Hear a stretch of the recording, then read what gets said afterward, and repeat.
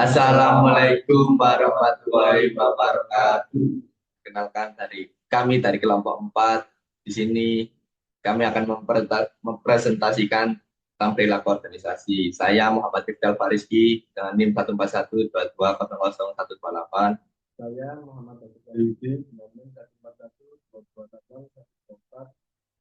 Saya Ahmad Rizal Maulana dengan 141220014.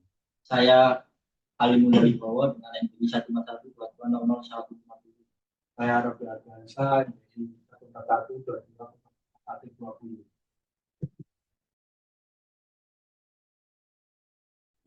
Baik, untuk yang pertama yaitu pengertian perilaku organisasi. Perilaku organisasi adalah bidang studi yang mempelajari bagaimana individu dan kelompok berperilaku dalam sebuah organisasi. Fokus utamanya adalah memahami, menjelaskan, dan memprediksi perilaku manusia di lingkungan kerja, serta bagaimana perilaku tersebut mempengaruhi kerja organisasi secara keseluruhan. Kemudian yaitu perilaku organisasi dalam tingkat individu. Perilaku organisasi dalam tingkat individu. Pada tingkat individu, perilaku organisasi dianalisis dalam hubungannya dengan perilaku seseorang dan interaksi kepribadian dalam suatu situasi. Untuk yang pertama, ciri biografis. Ciri biografis data personal seperti usia, jenis kelamin, dan latar belakang. Kemudian kepribadian, karakteristik psikososial yang unik bagi setiap individu. Yang ketiga, sikap. Reaksi mental seseorang terhadap objek di lingkungan tertentu.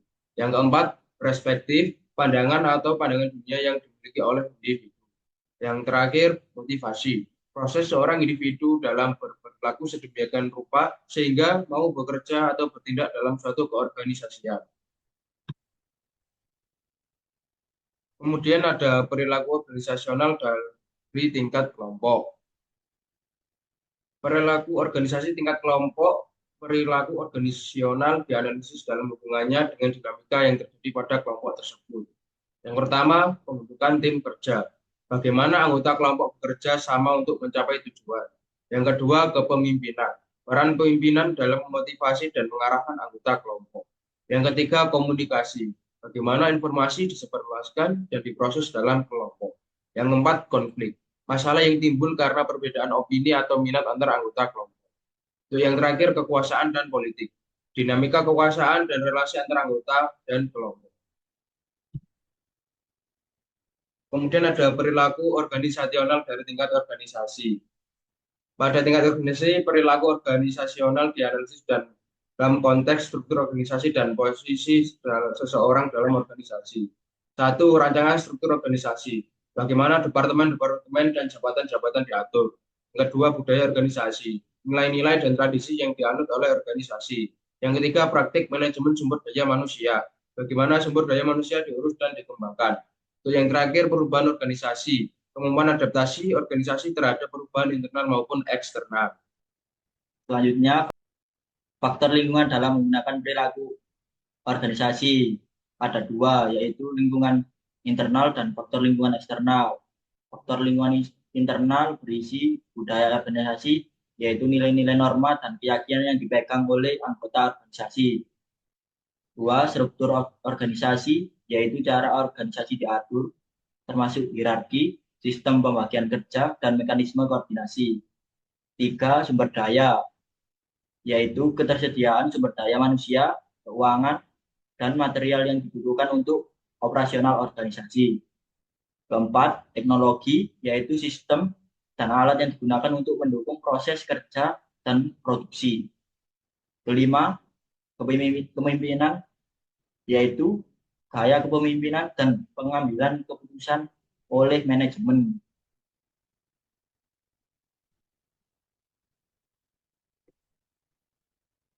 Dan ini adalah faktor lingkungan eksternal. Yang pertama, ekonomi, yaitu kondisi ekonomi yang meliputi inflasi, suku bangsa, dan kebijakan ekonomi pemerintah. Dua, politik dan hukum, yaitu regulasi, undang-undang, dan kebijakan pemerintah yang mengatur operasional organisasi. Ketiga, sosial dan budaya, yaitu perubahan dalam tren sosial, nilai-nilai masyarakat, dan perilaku konsumen. Keempat, teknologi, yaitu pengembangan teknologi, yang mungkin mengubah cara kerja dan kebutuhan pasar. Kelima, lingkungan fisik, yaitu kondisi geografis dan iklim, serta kepedulian terhadap isu-isu lingkungan seperti perubahan iklim. Dan keenam, persaingan, yaitu aktivitas pesaing yang dapat mempengaruhi strategi organisasi.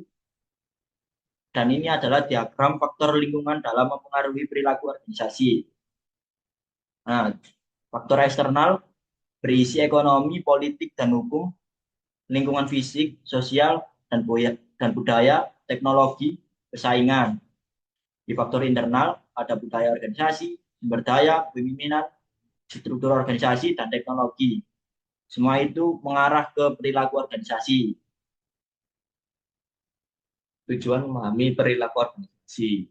Yang pertama, prediksi. Prediksi perilaku organisasi digunakan untuk memastikan apa yang akan terjadi di masa depan. Dengan memahami pola-pola perilaku, manajer dapat membuat keputusan yang tepat untuk mengantisipasi potensi resiko dan peluang. Yang kedua, eksplanasi. Eksplanasi perilaku organisasi yang digunakan untuk menjelaskan kenapa perilaku tertentu terjadi. Melalui analisis perilaku, kita dapat memahami penyebab beberapa perilaku yang diamati. Yang ketiga, pengendalian. Pengendalian perilaku organisasi digunakan untuk mengontrol dan mengubah perilaku yang tidak diinginkan. Dengan memahami faktor-faktor yang mempengaruhi perilaku, manajer dapat melakukan intervensi yang tepat untuk meningkatkan kinerja organisasi. Yang keempat, keterkaitan beberapa disiplin ilmu terhadap perilaku organisasi. Beberapa disiplin ilmu memiliki kontribusi yang signifikan dan memahami perilaku organisasi. Antara lain, yang pertama, psikologi. Psikologi membahas tentang kepribadian, motivasi, emosi, dan perilaku individu. Teori-teori psikologi seperti teori Freud, Erikson, dan Jung dapat digunakan untuk memahami perilaku individu dalam organisasi. Sosiologi. Sosiologi membahas tentang struktur sosial dan interaksi sosial. Teori-teori sosiologi seperti teori Durkheim dan Weber dapat digunakan untuk memahami perilaku kolektif dalam organisasi. Kemudian di sini saya akan menjelaskan tentang tujuan memahami perilaku organisasi. Yang pertama, psikologi sosial. Psikologi sosial membahas tentang bagaimana perilaku individu dipengaruhi oleh interaksi sosial. Teori-teori psikologi sosial seperti teori Bandura dan Sherry dapat digunakan untuk memahami bagaimana perilaku individu dipengaruhi oleh lingkungan sosial. Yang terakhir yaitu ilmu politik. Ilmu politik membahas tentang distribusi kekuasaan dan kontrol dalam organisasi. Teori-teori ilmu politik seperti teori Machiavelli dan Marx dapat digunakan untuk memahami bagaimana kekuasaan dijalankan dalam organisasi. Yang selanjutnya ada gambaran model hubungan disiplin ilmu terhadap studi perilaku keorganisasian. Yang pertama ada psikologi. Dalam psikologi ada pembelajaran, motivasi, kepribadian, dan lain-lainnya. Itu termasuk kemampuan individual yang merujuk nanti kepada studi perilaku. Yang selanjutnya ada sosiologi, diliputi oleh dinamika kelompok, norma, aturan, komunikasi, dan lain-lain. Dalam sosiologi juga ada teori organisasi formal, birokrasi, perusahaan organisasi, dan sosialisasi. Nanti itu akan masuk ke kelompok, kemudian masuk ke studi perilaku. Kemudian ada psikologi sosial. Di dalamnya ada perubahan perilaku, perubahan sikap, komunikasi, pembuatan keputusan, kelompok, proses-proses kelompok. Nanti akan masuk ke dalam kelompok juga. Selanjutnya ada antropologi. Di dalamnya ada perbandingan norma-norma, kemudian perbandingan nilai-nilai, dan perbandingan sikap-sikap. Nanti masuknya itu ke dalam kelompok. Di dalam antropologi juga ada budaya organisasi dan lingkungan organisasi. Itu masuknya nanti ke sistem organisasi, kemudian berlanjut ke studi perilaku. Yang terakhir ada ilmu politik. Dalamnya ada konflik, politik intraorganisasi, dan kekuasaan. Itu termasuk ke dalam sistem organisasi, kemudian nanti akan berlanjut ke dalam studi perilaku. Baik, di sini saya akan menjelaskan tentang tipe-tipe kepribadian. Yang pertama, teori Carl Gustav Jung. Carl Gustav Jung mengusulkan bahwa kepribadian terdiri dari dua komponen utama, ada ego dan persona.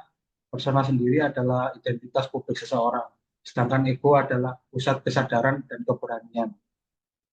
Untuk yang kedua, teori Galanes. Teori Galanes mengusulkan bahwa kepribadian terdiri dari 6 fungsi intelektual, yaitu ada logika, estetik, sensorik, intuitif, emotif, dan sentral. Untuk yang ketiga, ada teori Kretschmer.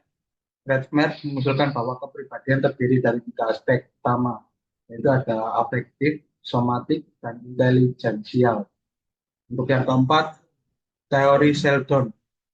Teori Sheldon mengusulkan bahwa kepribadian terdiri dari 4 aspek utama, yaitu ada introvert, extrovert, sensibel, dan rasional. Sekian dari kelompok kami. Wassalamualaikum warahmatullahi wabarakatuh.